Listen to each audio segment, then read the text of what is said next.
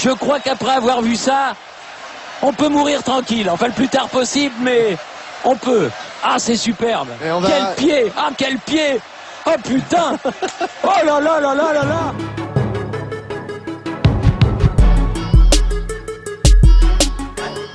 Bonjour à tous, bienvenue sur New York Giants FR. Nous avons battu ces satanés Eagles. Ça y est, après 4 ans de disette, 4 ans qui nous roulaient dessus, et bien voilà, on a enfin renversé la vapeur.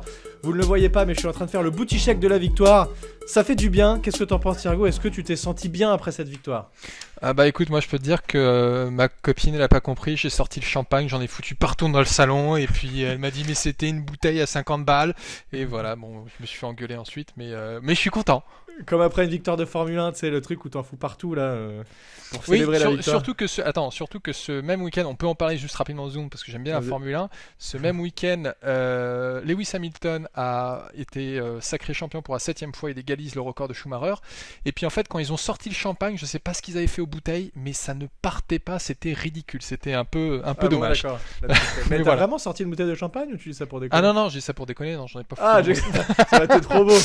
Le mec à 22h qui ouvre sa bouteille de champ parce qu'on a battu les Eagles. Bon, en même temps, ça faisait tellement longtemps que franchement, je voulais presque pas y croire, tu vois, tellement je l'attendais cette victoire contre eux, que jusqu'à la dernière seconde, je me suis dit il va se passer une merde, forcément il y a un truc qui va nous tomber dessus. Et non, ça, on a mené de main de maître ce match de A à Z. On a dominé, ils n'ont pas été en avance une seule fois au score. On a vraiment eu la main mise sur ce match, vraiment. Alors, dominer, je sais pas, on l'a mené de main de maître, ça oui.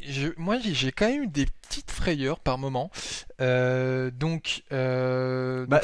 vraie frayeur pour moi, on va dérouler le match, mais c'est au retour des vestiaires. Ouais. Voilà, comme d'habitude, exactement. Ça c'est vraiment notre point faible. On va commencer en parlant d'un point négatif, mais alors attends, je sais plus ce que c'est la stat, mais ils l'ont dit pendant le match. Je crois que sur les 6 derniers matchs, on a eu des double digit leads à chaque fois. Donc on a mené de au moins 10 points sur nos 6 derniers matchs. Et notre gros point faible, c'est effectivement ce retour des vestiaires où on mène 14-3 et on se prend cette course de Boston Scott là de 58 yards. Ouais, tout à fait. Là, quelle tristesse ce truc. Et c'est là où tu te dis ça risque d'être chaud et tu commences un peu à trembler, quoi. Ouais, alors tu vois, on ne fait que encenser Joe Judge depuis le début de la saison si pour bien montrer qu'on est aussi capable de reconnaître ses faiblesses, il y a bien un point sur lequel il faut qu'il travaille. Alors c'est pas que lui, hein, c'est surtout ses joueurs, mais faut en effet qu'il trouve la solution pour que ces joueurs reviennent du vestiaire avec la niaque et se fassent pas rattraper, parce que là c'était chaud. Après bon, on s'est remis sur les rails. Voilà, et ça pour moi c'est la grosse différence par rapport aux années d'avant, c'est que quand on se prend un petit coup derrière la tête, mais on revient avec un énorme drive et des plays super agressifs, quoi, avec notamment les Eagles qui, je sais pas pourquoi, à ce moment du match, décident de faire plein de man-to-man. Et donc, quand ça arrive, eh bien, c'est forcément plus de chances pour tes joueurs de partir sur des tracés longs avec des grosses réceptions. Et c'est ce qu'ont fait les Giants coup sur coup. Et Jason Garrett qui appelle des super bons jeux, on en reparlera aussi de lui, mais j'ai trouvé que c'était vraiment un drive, c'est ce qu'il nous fallait comme réponse. Et c'est ce qui nous a sorti la tête de l'eau alors qu'on commençait à un peu choke. Et ça s'est super bien passé grâce à ce drive. Pour répondre aux Eagles. Ouais, alors voilà, bon, après faut aussi relativiser, c'était justement face aux Eagles, mais c'était des Eagles qui étaient en meilleure santé que 3 semaines avant. Ça aussi c'est pour nous, mais ça fait plaisir en effet de voir cette équipe qui trouve un moyen de gagner, et on a tenu jusqu'au bout. Après ça faisait 3 ans qu'on n'avait pas gagné contre les Eagles, on se faisait sweeper à chaque fois. Dernière victoire 2016. 96 ça ferait un peu loin quand même. Ça fait pas 4 ans du coup? Non, 2016 on les a battus au match retour 28-23 là, et puis après 2017, 2018 et 2019 3 ans. D'accord, oui, ok. On s'est fait sweeper. 3 saisons sweepées. Ouais, ça fait 3 saisons. Et donc ça veut dire qu'en fait, là, sur la décennie 2020, on est à un partout au niveau des matchs joués. Alors que, et 2010, on en a pris plein la gueule. 17 victoires des Eagles contre 4 défaites des Giants. Bon, avant de rentrer, parce qu'on a déjà été un tout petit peu dans les détails, mais on va parler, moi j'aimerais bien, pour une fois, qu'on commence en parlant des special teams. Parce qu'on en parle toujours en dernier. Et je pense que ça a été un des vrais points positifs. Déjà depuis le début de saison en général, mais sur ce match-là, ça nous a vraiment donné une supériorité sur les Eagles et j'étais invité tout à l'heure sur le podcast des Eagles, Fly Eagle Fly, que je vous conseille d'aller écouter évidemment, et j'ai insisté un tout petit peu sur ce point et Victor était assez d'accord avec moi et lui aussi il aime bien les special teams et on a tendance à toujours sous-estimer ces special teams, mais là on a eu de la part notamment grâce à Riley Dixon des super positions. On a repoussé de manière assez lointaine les Eagles dans leur propre camp et Carson Wentz a dû démarrer la plupart de ses drives dans ses 20 yards. Donc ça, c'est un point extrêmement positif grâce à Riley Dixon, notre punter, et Graham Gano qui a été encore Mister 100% avec 2 field goals réussis, notamment un extrêmement important à la fin du match. Où on a eu chaud. Tu m'as envoyé un petit message juste après, t'as dit oh là j'ai tremblé des fesses là parce que on voit le ballon qui fait un gauche-droite et qui finalement passe. Franchement, je pense que l'an dernier, c'était le genre de field goal qu'on aurait raté. Là, pour le coup, c'est rentré et on sent qu'il y a une confiance un peu supérieure. Ouais, mais je suis tout à fait d'accord avec ce que tu dis concernant les special teams et tu sais très bien que c'est pas moi qui vais sous-estimer cette phase de jeu. Je vous parle à chaque fois, surtout contre les Eagles, et ça faisait longtemps que je vous avais pas parlé de Matt Dodge, mais qu'est-ce que j'étais content qu'il ne joue pas pour nous hier, parce que, enfin pas hier, avant-hier, puisque nous sommes mardi soir, là quand on enregistre ce podcast. Mais il y a en effet, tu parlais d'un punt qui était assez dingue où en fait je crois que c'était Reagor qui devait retourner le punt où Dixon envoie le ballon mais le ballon part loin, Reagor est obligé de reculer, au bout d'un moment il lâche l'affaire en disant non mais c'est bon ça va aller dans l'end zone et puis en fait ça va pas dans l'end zone donc tant mieux et en effet il y a pareil on a eu aussi un très bon retour de punt de la part de Jabril Peppers qui, c'est vrai j'en ai pas parlé tout à fait, tu as tout à fait raison qui est très dangereux sur les retours de punt. Il nous fait commencer quand même dans les 40 yards ce qui est pas négligeable en fait. Comme tu dis, les batailles de position, mais c'est tout aussi important que ne pas faire de turnover, que savoir mettre la pression sur les QB adverses, etc. Enfin, t'imagines que tu dois faire, pour marquer, si tu dois faire un drive de 60 yards ou un drive de 90 yards, c'est quand même pas la même histoire. Et Jabril Peppers, là, il a 4 returns, il fait en moyenne 12 yards par return de punt, et le plus long, c'est 20 yards, c'est celui dont tu parles. Ou d'ailleurs, je sais pas si tu as vu, mais sur ce punt return là, il y a comment il s'appelle ce linebacker rookie de Penn State, merde, j'ai oublié son nom. Crowder. Chez nous ? Oui. Il lui rentre dedans en fait. Et et il l'engueule. Oui, d'ailleurs, on voit Peppers qui est en train de l'engueuler. En fait, il se relève et je croyais qu'il célébrait un moment genre ouah, ce que je vous ai mis. En fait, c'est il lui dit mais vas-y avance parce qu'en fait le mec était dos à lui, retourné, il bloque personne et il lui dit mais vas-y bouge. Et je me souviens plus comment s'appelle ce linebacker. Bon bref, peu importe. En tout cas, c'est réaction un peu de. Tu vois c'est un gagnant en fait. Il en veut. Peppers clairement. Et j'ai entendu des insiders qui disaient que parfois c'est intéressant d'avoir leur vision parce qu'ils vont dans les vestiaires, alors pas cette saison mais en général ils vont dans le vestiaire après les matchs et ils disent tu sais t'as des joueurs après les matchs quand t'as perdu ils rentrent chez eux puis ça leur change pas vraiment leur vie et Peppers c'est le genre de mec il lui faut un quart d'heure pour se calmer parce que c'est le mec vénère d'avoir perdu et j'adore cette mentalité là pour un joueur professionnel qui gagne des millions grâce à ce sport de se dire encore que vraiment ce qu'il a envie c'est gagner quoi. C'est devenu un vrai leader de cette défense et plus ça va plus le trade Odell Beckham devient positif j'ai l'impression. Ah ouais ça y a pas de doute. Est-ce que tu voulais rajouter quelque chose sur ces special teams ? Parce que je voulais qu'on mette un peu l'accent là-dessus, on n'en parle pas assez souvent et c'est vraiment un point extrêmement positif de notre équipe depuis le début de saison. Écoute, non, je pense qu'on a fait le tour et on le répète à chaque fois.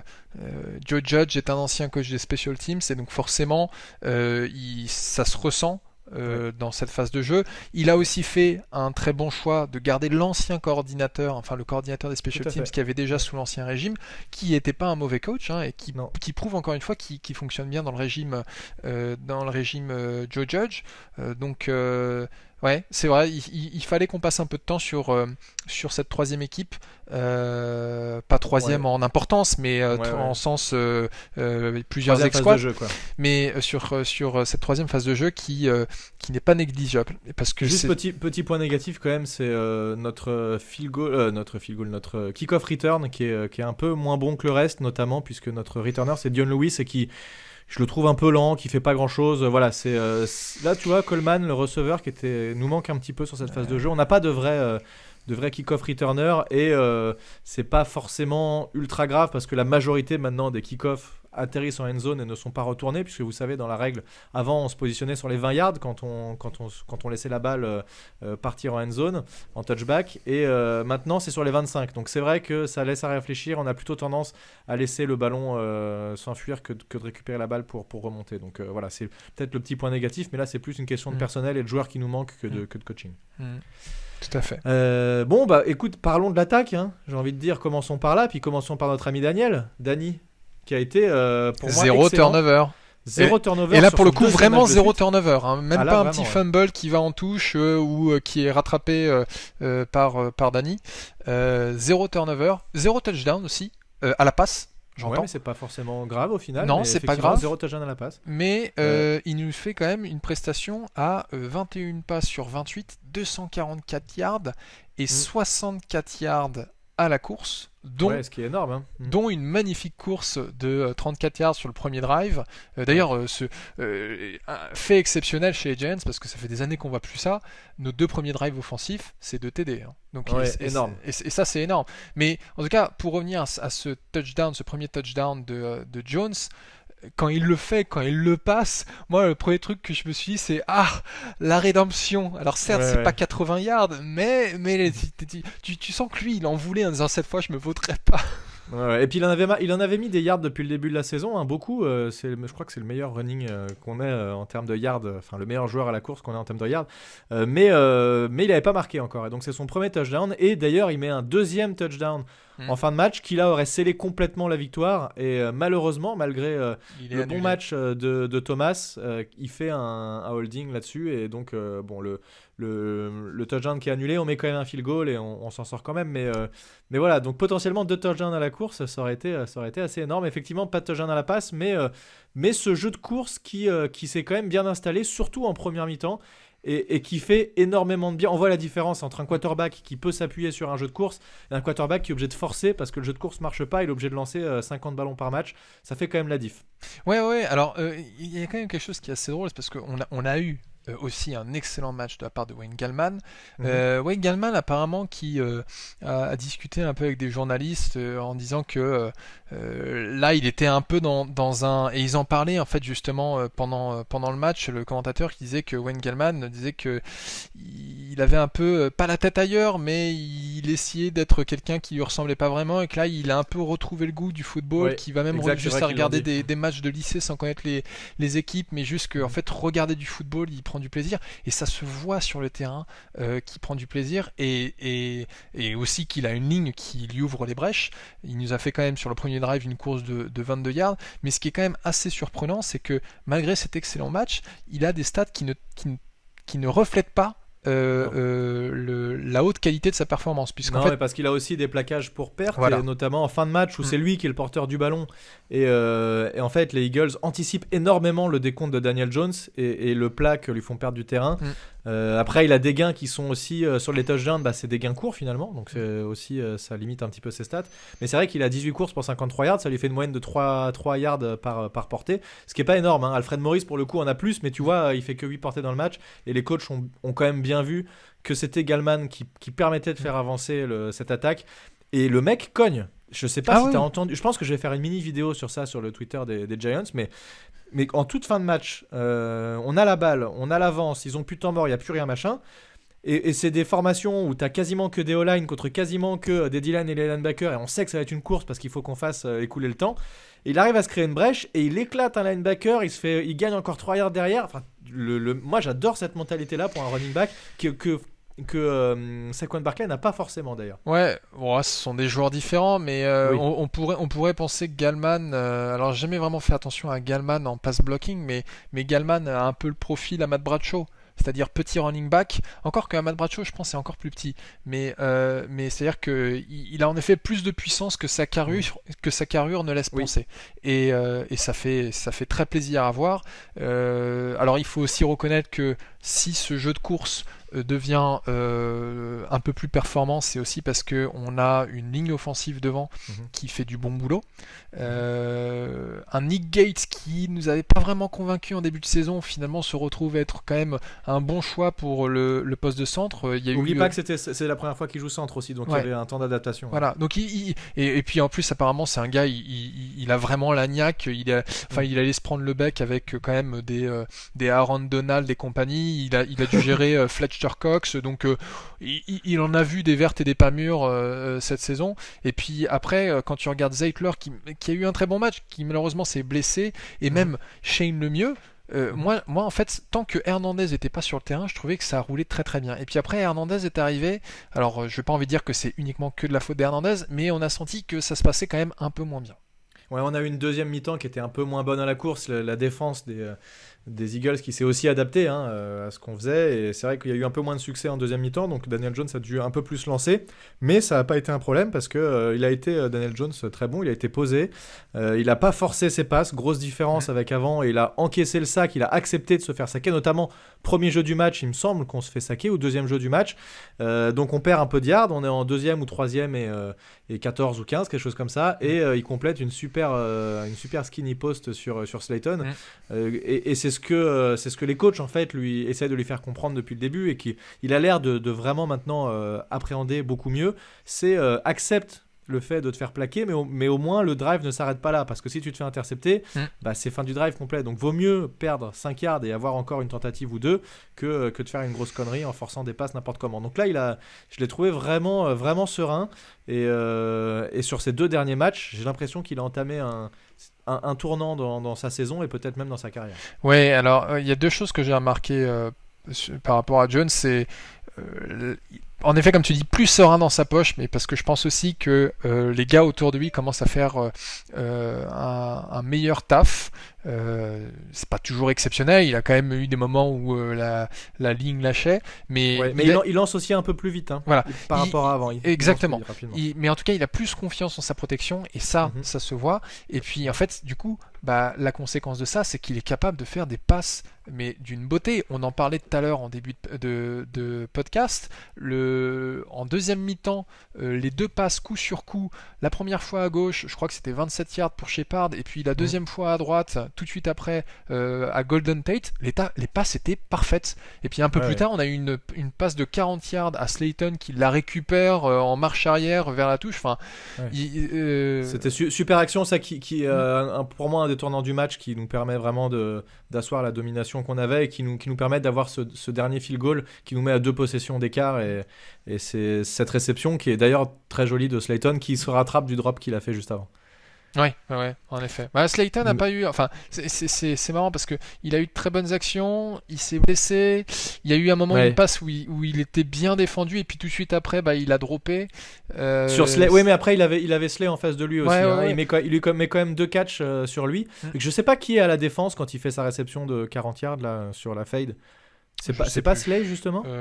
Écoute, si je cherche rapidement, si tu me donnes il faudra regarder, je te laisse regarder. En tout cas, les stats des receveurs, très intéressant. Sterling Shepard, qui est vraiment une valeur sûre. Il met que 47 yards, mais il a 6 réceptions sur 6 passes lancées, donc ça c'est quand même assez énorme. Darius Slayton, 5 réceptions sur 7 passes lancées, et on a Evan Engram qui nous met 2 réceptions sur 3 targets, qui fait pas de drop à ce match-là, et dont un beau catch quand même assez compliqué. Le ballon est lancé assez bas, il arrive quand même à le récupérer. Et voilà, Austin Mack qui met une réception sur un tracé slant, pas évident, lancé un peu derrière, il la réceptionne quand même. Donc Austin Mack, forcément son rôle a été un tout petit peu diminué avec le retour de Golden Tate, mais malgré tout reste intéressant. Donc on a quelques petits receveurs qui font le boulot quand même, c'est plutôt pas mal. Il nous manque ce gros receveur vraiment, peut-être Allen Robinson à la fin de l'année qu'on va pouvoir récupérer, je n'en sais rien, tout le monde l'espère, mais ça reste quand même intéressant. Comment ? Pourquoi Allen Robinson ? Parce qu'il est très bon. Bon, pourquoi pas. Mais attends, on parle du Allen Robinson qui était chez Jaguars ? Je sais pas, moi je te parle de celui qui est chez les Bears en ce moment. C'est sûrement Ouais, c'est ça. Allen Robinson, il était chez. Il est excellent, hein, il est vraiment très très bon. J'ai pas fait attention à un joueur, mais oui, je me rappelle quand il était chez Jaguars, il faisait des bonnes choses. Mais oui, c'est sûr, on se répète encore une fois, hein, il nous manque un véritable receveur numéro 1. Golden Tate devait remplir ce rôle, il le remplit pas. Je pense que Golden Tate. Je suis pas sûr qu'il ait vraiment été pris dans ce rôle-là. On savait que ce serait pas un vrai receveur numéro 1. C'est plus un receveur complémentaire. Tu l'attendais, toi, Golden Tate, en receveur numéro 1, genre la grosse star des receveurs? Oui, vraiment, en receveur, en leader de l'escouade. Alors pas forcément un receveur à la Odell Beckham comme avant ou à la Plaxico Burress, mais un gars qui était censé tirer de par son expérience l'escouade vers le haut. Et on a constaté que c'était pas le cas, que c'était plus un Shepard et qu'en fait il y avait de la place pour un jeune comme Darius Slayton de faire des points. Tant mieux quelque part. Enfin, le truc c'est que on n'en a pas eu pour notre argent avec Golden Tate et je pense que et tu le dis à chaque fois, mais d'ailleurs on parlait de sa nonchalance la dernière fois. Je l'ai trouvé encore assez nonchalant. Il fait que 2 réceptions sur 5 passes lancées dans sa direction, donc c'est le plus faible pourcentage de tous les receveurs. Et est-ce que tu te rappelles de cette passe lancée effectivement un peu haut? Alors il est bien démarqué, la passe est lancée un peu haut par Daniel Jones. Je pense qu'il y a quand même moyen d'aller la chercher pour Golden Tate, et il lève à peine le bras et tu vois qu'il fait pas l'effort en fait sur le ralenti, clairement. Alors c'est un peu comme on appelle ça une hospital ball, c'est une balle lancée haut, et du coup ce qui oblige les receveurs à lever les bras et potentiellement qui expose du coup leur côte au plaqueur qui, s'il arrive lancé, peut lui faire très très mal. Donc peut-être qu'il se dit, moi je pense que ce qu'il se dit c'est je vais pas mettre ma santé en jeu pour cette équipe. J'ai pas l'impression que c'est le mec le plus impliqué. Alors il joue encore parce qu'il est quand même talentueux, Golden Tate, il fait des belles réceptions et il l'a encore prouvé sur un beau catch comme tu l'as dit tout à l'heure sur la réception longue, mais globalement clairement c'est pas le mec que je veux revoir l'année prochaine. Ouais, non, clairement. Mais ça, on en discutera quand il faudra parler de l'intersaison. On espère plutôt en janvier-février, hein, parce que on a beau être à 3 et 7, on est en position pour remporter cette division si on le veut. Hein. On a autant de victoires que les Eagles, hein, qui sont premiers de la division. Ils ont juste moins de défaites que nous, dont un match nul, mais globalement, on a autant de victoires. C'est fou de se dire quand même. On en parlait tout à l'heure avec les gars du podcast des Eagles, mais ce qu'on estimait, c'est que sûrement celui qui va gagner la division sera à 6-10 cette année. Et ça me paraît effectivement ce qui va se passer. Je pense que ce sera ça, un 6-10. Ouais. Et ce sera soit les Eagles, soit nous. Je vois pas les autres équipes. Les Cowboys, leur meilleur quarterback, c'est Andy Dalton, et les Redskins, ils viennent de foutre Kyle Allen sur l'injured reserve.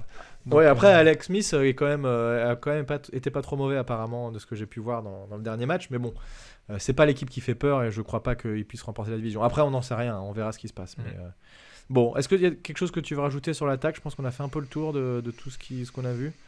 Globalement quand même satisfaisant, ça a plutôt bien déroulé dans ce match, c'était plutôt sympa à voir et moi j'ai bien apprécié regarder ce match là en attaque. Sur la défense, on a moi je trouve qu'on a encaissé beaucoup de yards sur ce match là, et notamment la défense contre la course qui a été en deçà de ce qu'elle a pu montrer, la D-line qui a mis du temps à se réveiller, mais qui s'est réveillé en toute fin de match, là où c'était le plus important pour vraiment stopper et mettre fin à tous les espoirs de Carson Wentz et des Eagles. Donc au moment où ils ont voulu mettre la pression, ils l'ont fait, et au moment où il y avait vraiment besoin d'eux, ils l'ont fait aussi. Mais globalement, j'ai trouvé la D-line un tout petit peu moins bonne, et notamment aussi cette défense contre la course, ça s'est ressenti puisque Blake Martinez a beaucoup moins de plaquages que les autres matchs. Il est que à deux plaquages solo et 2 assists, donc 4 plaquages dans le match. C'est peut-être son moins bon match depuis le début de l'année, donc peut-être que ça vient de là aussi, cette défense contre la course un peu moins bonne.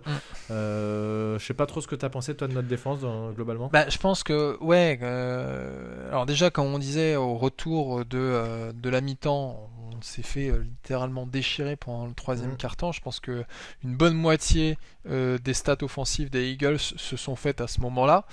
Après, en regardant les stats, il y avait quelque chose qui m'a échappé, c'est que on a concédé quand même pas mal de yards, on a concédé 208 yards à la passe à un Carson Wentz qui fait 21 passes pour 37 tentatives, donc ça veut dire qu'il a quand même pas mal de déchets contre un Daniel Jones qui lui n'a loupé que 7 passes, et on a concédé 85 plus 5 plus 63, ça nous fait 150 yards, 153 yards à la course, mais une très bonne stat, c'est que sur 9 third down tentés par les Eagles, aucun n'a été converti. Alors certes, ils ont converti un fourth down, mais sinon... Mais 1 sur 3, hein, attention. Ouais, et donc en fait... je pense, alors je sais pas dans quelle mesure c'était l'idée de Patrick Graham. Est-ce que Patrick Graham s'est vraiment dit on fait du bend but do not break, c'est ce que disait le commentateur en tout cas voilà, le match. parce que en effet on concédait énormément de yards, mais combien de drives des Eagles se sont soldés par 3 points au final? Ils ont pas ou un punt, hein.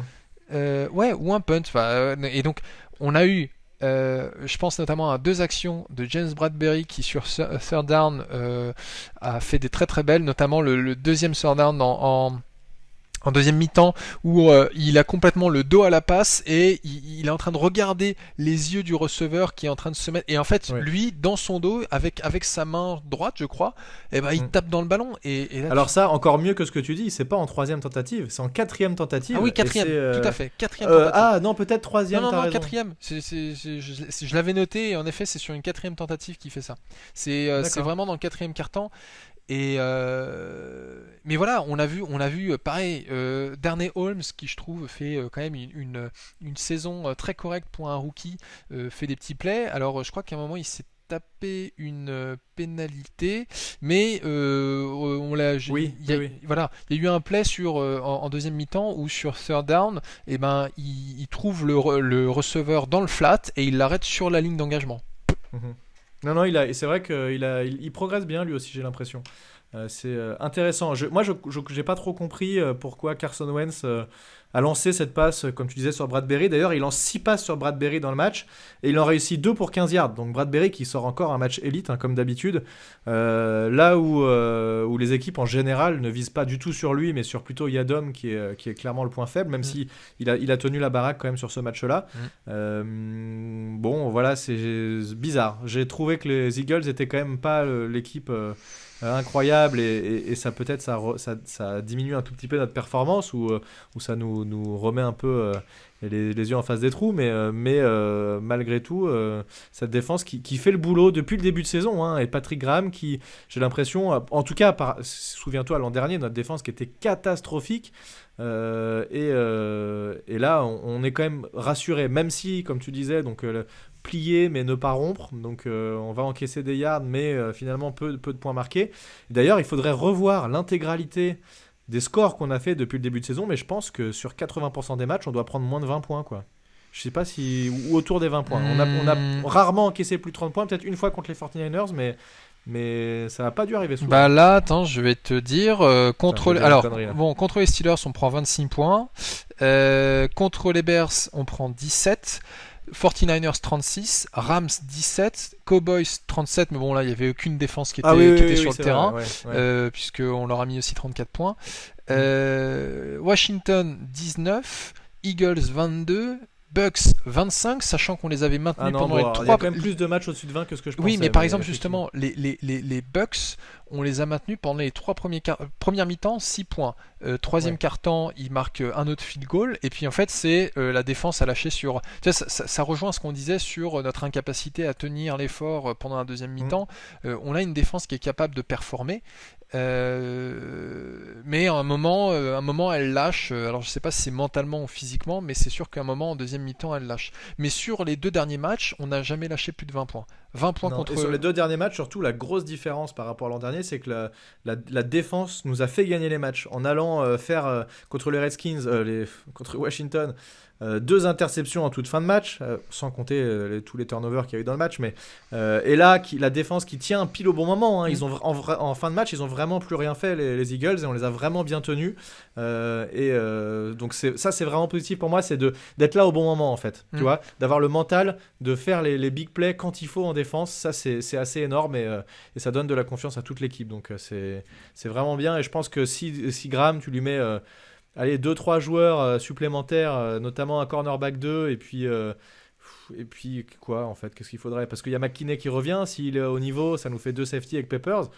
Je pense que vraiment un edge rusher, un edge, oui t'as raison, voilà, un edge et un cornerback 2. Mais ouais, Graham, vraiment une très très bonne surprise, parce que moi je connaissais pas Graham avant, mais quand j'ai vu qu'on embauchait Graham qui venait des Dolphins, la première chose à laquelle j'ai pensé c'était les Dolphins, ils se sont fait marcher dessus par tout le monde, comme quoi il faut pas forcément s'en tenir au score et aux statistiques, mais il y avait beaucoup d'experts sportifs qui disaient oui, mais en fait c'est un joueur qui est capable c'est un coach qui sait convaincre ses joueurs, et qui a des schémas défensifs très intéressants, et il nous l'a montré chaque semaine.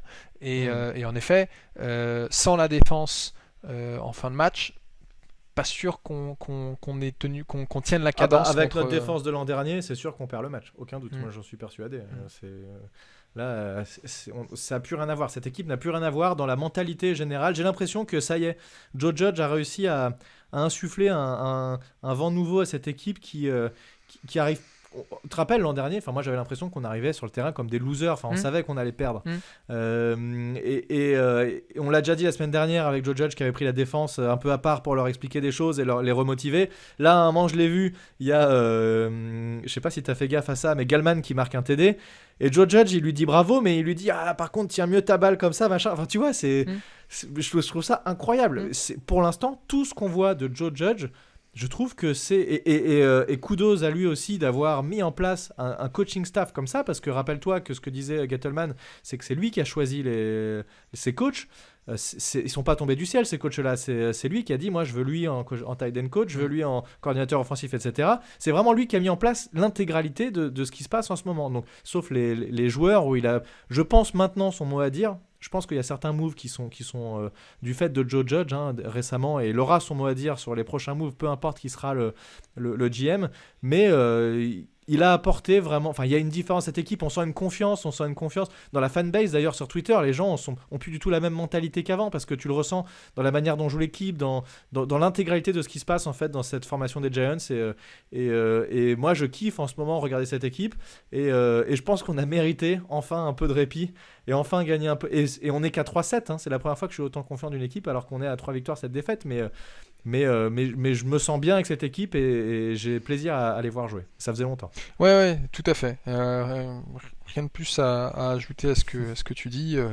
On est en bonne voie. On avait peut-être encore un peu des doutes en début de saison où on prévoyait en fait défaite sur défaite. Mais là maintenant, on regarde des matchs. Alors encore une fois, faut regarder nos adversaires, ils sont pas géniaux, mais en fait, rien que de se dire, non mais là il y a la place de gagner. Il y a 4 semaines, on se disait pas ça. Il y a 4 semaines, il y a des équipes, on les voyait, on se disait pas qu'il y avait la place. Il y a 4 semaines, je me rappelle, avant les Bucks, on s'est dit, on espère juste qu'il n'y aura pas de blessés. Oui, c'est ça. Et au final, tu regardes, on va jouer les Bengals. Le prochain match, c'est contre qui ? C'est contre les Bengals, je crois. Le prochain match, c'est contre... Là, le prochain match, il n'y en a pas, puisqu'on a une bye week. Ouais, là, on est en bye week. Et puis, en fait, après, alors je ne suis pas sur la bonne page. Il y a Bengals, il y a Browns. Ouais. On va avoir... la suite du programme, mesdames, messieurs. On va avoir les Bengals. Alors, j'ai franchement pas suivi les Bengals. J'ai vu quelques highlights de Joe Burrow. Ils ont Joe Burrow qui est plutôt pas mauvais, mais ils se sont fait rouster, je crois, au dernier match. Donc ils sont prenables en tout cas. C'est pas une équipe qui est aussi forte que ça. Alors on a les Seahawks qui apparemment ont une défense contre la passe qui est catastrophique, et ils se sont fait avoir il y a pas longtemps, il y a 2 semaines, par les Bills, où en fait je crois que c'est le coach, je crois que c'est Pete Carroll qui a dit nous on avait un game plan qui était vachement préparé pour la course, on s'attendait pas à ce que Josh Allen nous passe continuellement, donc peut-être à voir si on peut exploiter cette faiblesse là. On a les Cardinals.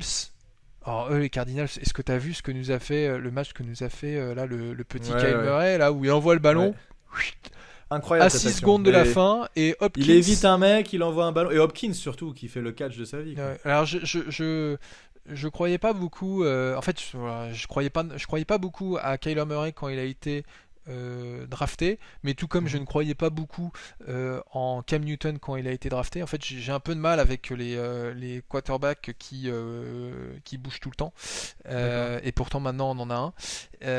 C'est pas Lamar Jackson non voilà, plus. Mais Kyler Murray, il est impressionnant. Donc on va le rencontrer. Je me demande, ça va être un challenge ça pour notre défense à contenir. Ensuite, Cleveland Browns. Sans Odell Beckham, puisque je crois qu'il est blessé pour la saison, non ? Oui, il est blessé pour la saison. Voilà. Out pour la saison. Après, ils ont un gros jeu de course. Tout repose sur leur jeu de course. J'ai été voir les stats de leur dernier match. Ils gagnent 2 fois plus de yards à la course qu'à la passe. Ouais, franchement, niveau défense contre la course, je suis assez confiant. Ouais, je pense qu'il y aura quelques ajustements. On va peut-être pas les arrêter complètement, mais je pense qu'on va on peut créer des difficultés. Blake Martinez, je ne le savais pas, je l'ai appris pendant le match, est le linebacker avec le plus de plaquages cette saison. Ah oui, t'avais pas vu ça? Ouais, j'avais vu cette stat là. Ouais. Il atteint bientôt les 100 plaquages déjà. Et d'ailleurs, juste pour signaler un tweet que t'as fait remonter aujourd'hui, on a quand même James Bradbury et puis Blake Martinez qui ont des notes PFF hallucinantes, alors que des gars comme Corey Littleton et puis l'autre cornerback, je sais plus quel est son nom, qui ont l'air de galérer un peu dans leur nouvelle équipe. Attends, je retrouve ce tweet que je t'ai fait. C'était le corner qui était Byron Jones, qui était le corner numéro 1 chez les Cowboys. Et en fait, en gros, la fanbase et d'autres personnes qui nous insultaient en disant vraiment Gettleman, quelle grosse merde. Il a pris James Bradbury à la place, alors qu'il y avait Byron Jones qui était là, complètement débile. Au final, Bradbury en note PFF, il a 74, Byron Jones, il a 56. Et Corey Littleton, qui est catastrophique cette année, il a un pourcentage de plaquage raté qui est énorme. Je me souviens plus, j'avais mis un tweet là-dessus, mais je me demande si c'est pas 20 ou 25% de plaquage raté. Enfin, le mec est complètement à la ramasse. Il a une note de 37 PFF, c'est ridicule. Et Blake Martinez qui est à 76. Donc, au vu de ça, et c'est pour ça que dans mon tweet, je te dis il faut qu'on parle de Gettleman, parce qu'on était en train de l'enterrer il y a 5 semaines. Et là, maintenant, on se dit putain, mais en fait, les moves qu'il a fait à l'intersaison, c'est élite. Il a fait venir que des énormes joueurs. Alors, je pense que justement, il faut pas s'emballer trop vite, trop rapidement, parce que fait ça avec Gettleman, il y a des moments où il nous fait des trucs, on se dit mais what the fuck, Alec Ogletree, qu'est-ce que tu nous fais, Odell Beckham, et en fait après on se dit en fait non, Odell Beckham c'était une bonne idée, Alec Ogletree ça puait quand même du cul. Je pense que il y a tout un tas de moves qu'il faut. Mais si on reprend ces moves de l'intersaison, cette intersaison, la free agency, ils sont bons. On est bien d'accord sur ça. Et il va falloir qu'on en reparle en détail. Mais il y a aussi quelque chose d'autre à prendre en ligne de compte, c'est le coaching staff. Est-ce que les joueurs qu'il avait sélectionnés avant, s'il avait eu Joe Judge plutôt qu'un Pat Shurmur ou un Ben McAdoo, n'aurait pas un peu fleuri dans un staff mené par Joe Judge avec Graham et Garrett. Il faut pas oublier ça. C'est lui qui l'a choisi, c'est ce qu'il faut se dire aussi. Mais en fait, tu vois, après, tu peux pas demander à un GM de faire que des bons moves tout le temps non plus. Mais c'est un peu le punching ball quand même, le punching ball Gettleman, et les gens ont du plaisir à dire que c'est qu'il est ridicule. Mais je pense il faut qu'on prenne le temps de se faire ce podcast là spécial Gettleman sur l'ensemble de ses moves et une analyse de ce qu'on peut dire maintenant. Mais je pense qu'il y a plus de positif que ce que les gens veulent bien voir. J'ai déjà commencé à prendre des notes. Moi qui adore les Excel, je me suis fait un Excel avec chaque move, avec une note et des commentaires. Je te le partagerai pour que tu puisses faire tes commentaires. D'accord. Et tu sais quoi, je ferai un imprimé écran. On mettra une capture de ton Excel sur Twitter pour montrer à quel point tu as des Excel qui sont bien travaillés. Oui, j'ai envie qu'on en parle, parce que depuis le temps qu'on le dit, et maintenant, on verra ce qui se passe en fin de saison, on verra comment ça évolue. Mais si l'équipe continue sur cette pente ascendante vraiment sur laquelle elle est, c'est pas impossible qu'il sauve son cul, le père Gettleman. Je le verrais bien continuer avec nous s'il continue comme ça. On est déjà à 38 minutes de podcast, mon cher Thiergo. Il va falloir qu'on conclue rapidement. Est-ce que tu as Un truc à dire encore, quelque chose qu'on aurait oublié sur ce match ou quelque chose que tu voulais faire remarquer? Juste, on était en train de parler, avant de se lancer dans Gettleman et compagnie, on était en train de parler du reste du programme à la suite de la bye. On s'était arrêté au Cleveland, aux Browns, pardon. Nos 2 derniers matchs de la saison, comme on l'avait déjà dit, c'est chez les Ravens et puis ensuite les Cowboys qui viennent nous voir dans les Meadowlands. Donc, je pense que, tu le disais tout à l'heure, le vainqueur de la NFCS, il sera probablement à 6 victoires pour 10 défaites. Je sais pas s'il y a 3 victoires dans les matchs qui suivent. Il y en a peut-être 2. Moi, potentiellement, je vois Browns, Bengals et Cowboys. Je pense que c'est jouable. On verra comment progresse l'équipe. Voilà. Elle tombe pas au bon moment, cette bye week, j'ai l'impression.